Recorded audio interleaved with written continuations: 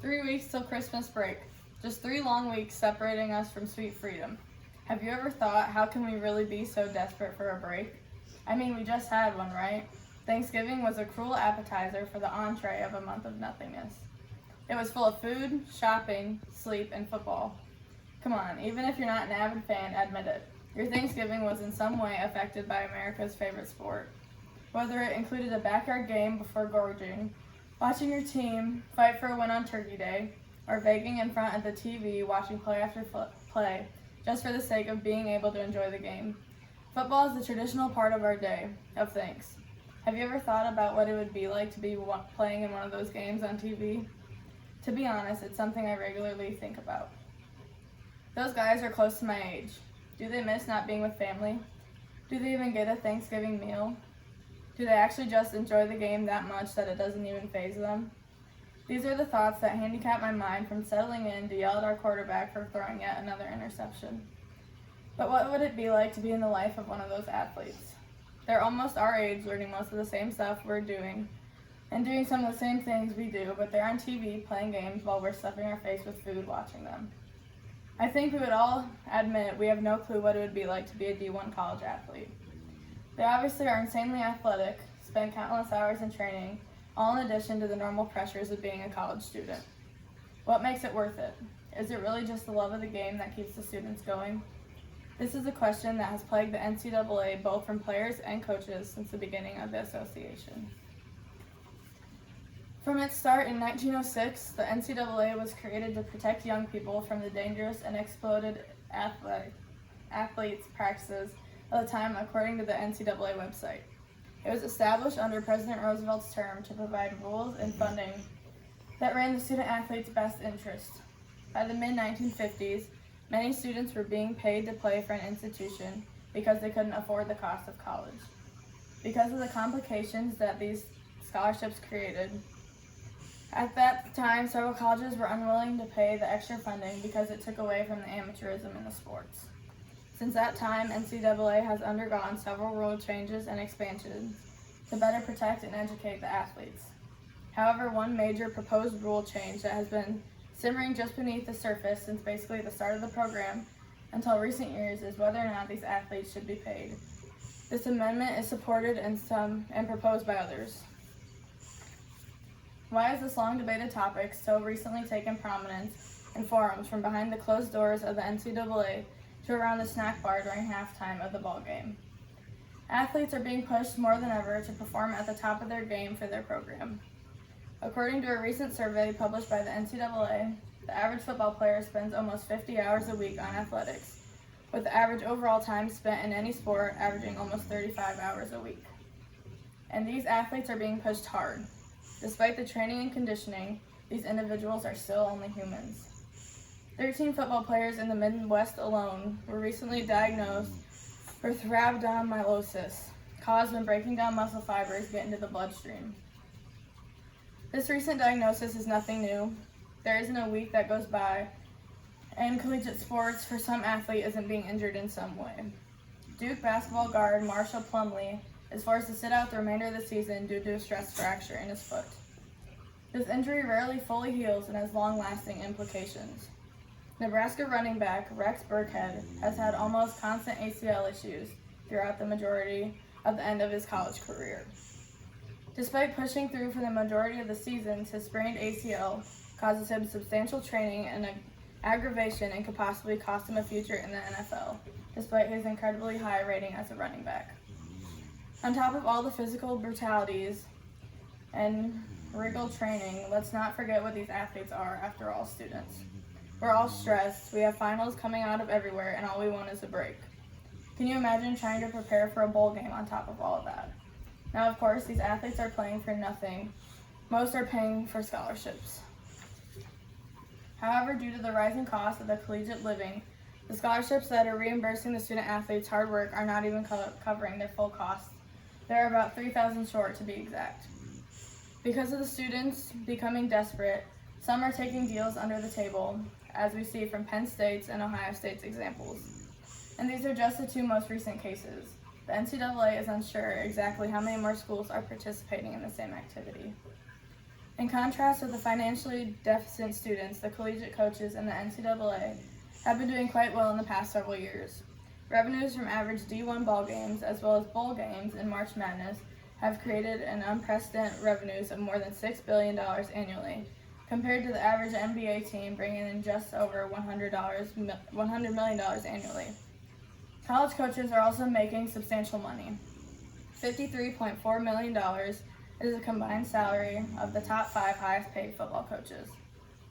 The top 5 college athletes' combined salary is $0. As Illinois Representative Bobby Rush summarized, reflecting the beliefs of many, the NCAA is performing a systematic, ongoing, prolonged abuse of thousands and thousands of innocent young men and women who are only trying to make a life for themselves and live the American dream. That is why the NCAA should take a page from the Olympic model of amateurism. So this chart shows how much a college makes in athletics compared to the amount of scholarships they take out. So this bottom line is the scholarship money they give out, and the top line is how much the college makes in athletics. You can see there's a very big difference in that they make a lot more money than they give. The NCAA should permit the paying of student athletes. As I mentioned above, these athletes are daily pushing themselves, working the equivalent of a full-time job plus being a student. How did you feel doing 50 hours a week, providing someone else with cash benefits, and expecting to just be happy with the experience and told to focus on being a student? According to ESPN, the worth of an average college football or basketball player is over $100,000. By allowing these athletes to be sponsored, it will give a little back to the students of what they're worth for their incredibly hard work and sacrifice that they're making for their school. But not only will it reward the athletes for the time and effort they're exerting, on top of regular student responsibilities, it will also manage the corruption that is currently going on within the NCAA sportsmanship, embraces what essentially is going on under the table in so many collegiate athletic programs today. What allows the NCAA to take ownership of it and provide guidelines that would make it advantageous to all D1 athletes and protect schools from the underground economy that gives star athletes benefits under the table. Not only will allowing athlete sponsorship manage current NCAA problems and reward the athletes, it will also balance the reimbursements of the sports contributors.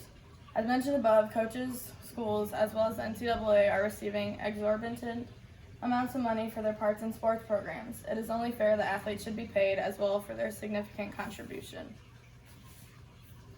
Now, this all sounds good in theory, but can it feasibly work? The beauty of the sponsorship program is that instead of requiring the school to single-handedly favor athletes, the financial burden would land on those shoe companies, corporations, and local car dealerships who want to enlist athletes to help them sell products.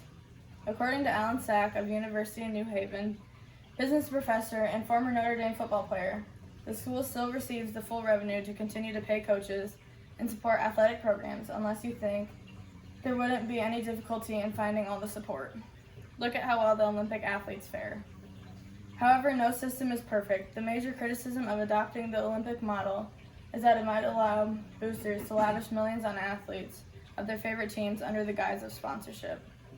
For example, rather than supporting the organist-like department, Nike founder Phil Knight could simply pay players to wear Nike gear. By implementing this form of athlete reimbursement, it may allow one booster to lavish access funds. This is nothing new. The NCAA is dealing with booster giving illegal aid today, causing significant rivets within divisions. By supplementing some form of financial aid to multiple schools, NCAA will be able to regulate the sponsorships to a greater degree. Some opposing arguments highlight the disadvantages of athlete sponsorship. If we start paying athletes, found that detract from the amateurism of the sport. NCAA President Mark Emmert claims that by paying athletes, you have to detract from the students' emphasis of receiving a quality education and they're just being a student. How does receiving a quality education mean that you must take a vow of poverty? There's nothing about pursuing a bachelor's degree that restricts a person's ability to make money. A student's money can take a salary from a local chamber orchestra, while a promising golfer might major in economics while playing PGA Tour events and cashing sponsor checks for Nike. When a student puts on the uniform with the school's name, the story is different. It's hard not to laugh. It's so ridiculous that the pesky free market system and the rest of us seem to be able to navigate without a problem, with thanks the whole enterprise, said Jay Vilas, current attorney and former Duke baller. Being paid for their hard work doesn't change these athletes' student statuses. These students are putting forth the time and effort whether they get reimbursed or not. To change will only lead to more content with students in Ohio State's and Penn State's. Adopting the solution will enable the NCAA to pay the athletes back for the sum of their hard work and regulate the sponsorships that are taking place now without taking away from the school's revenue or unfairly reimbursing any one athlete. Many complain for various reasons. As mentioned before, how allowing collegiate athletes will be paid will ruin college sports as we know it. In reality, these athletes are just receiving what they deserve. The game's stores are the same. The players still play the game to the best of their ability regardless of the brand on their jersey. The athletes sacrifice countless hours of work and exhaustion plus carry the burdens of a regular student all in the same time. Our favorite memories are Thanksgiving break, or Christmas break, and New Year's with family. But those are taken away from these athletes. Shouldn't they be allowed to receive back small sponsorships as a small token of appreciation?